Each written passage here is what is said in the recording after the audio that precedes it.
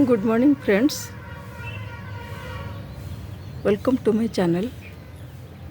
देखो ये हूँ मांडेविला फ्लावर रेड कलर रो मांडेविला। देखो डीप रेड। वर्तमान ओडिशा रे जो टेम्परेचर गरम प्रबल होची, हीट वेव चलची, असह्य गरम। दिन बेला तो छात ऊपर को आसी ही होनी, बहुत खरा। टेम्परेचर तो 45 को क्रॉस कर जाउची। सो यही समय ये जो रेड कलर मांडेविलाटा सर्वाइव करवा भारी कष्ट। जो तीनटा मांडेविला आमर अच्छी, गोटे अच्छी व्हाइट, आ गोटे रेड, आ गोटे पिंक। तीनटा कलर मांडेविला अवेलेबल होची नर्सरी रे। एवं ता भीतर सबुठारु हार्डीटा होची व्हाइट।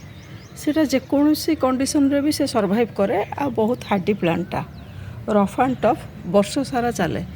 किंतु तापर आसीबो पिंक, से ताठार आउ टिके कम हार्डी।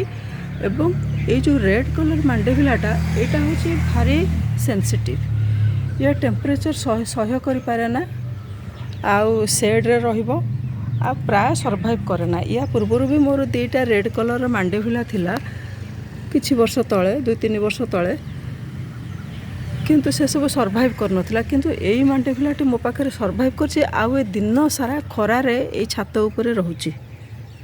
देखंतु फ्लावरिंग जदिओ कम अछि, किंतु गछटी सर्वाइव करछि। फूल भी फुटुछि। देखंतु टिके सनबर्न भी हे जाइछि। आहुरी बर्ड्स एटी अछि।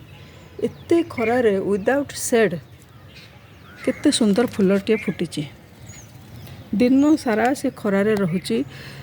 एवं ताकू मु कौनसी शेडी एरिया को नौ नाही, तथापि मध्य फूल फुटिछि। पानी दउछि गोटे थर इवनिंग रे, एवं दिन सारा से खरारे रहुछि।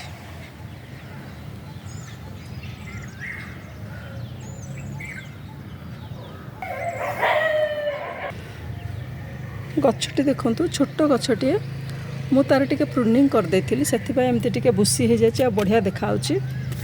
देखंतु किंतु गछटी देखंतु केते हेल्दी अछि। एते खरारे, एते गरम रे जोठी आमे टॉलरेट करि पारनु, ए प्लांट बहुत सेंसिटिव। ता परे मध्य देखंतु केते सुंदर कि से सर्वाइव करछि, आ केते हेल्दी भी लागुछि।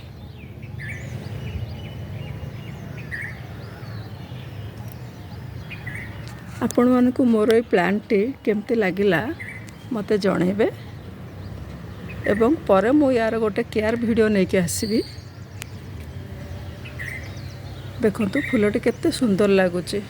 आपण किंतु बर्तमान याको नर्सरी रो आनिबे नाही। जदि लगे को चाहुछंती ताहले आपण याको रेनी सीजन रे आनिबे, एवं याको निज गार्डन रे स्थान देबे। तो फ्रेंड्स, मु रहुची, बाय।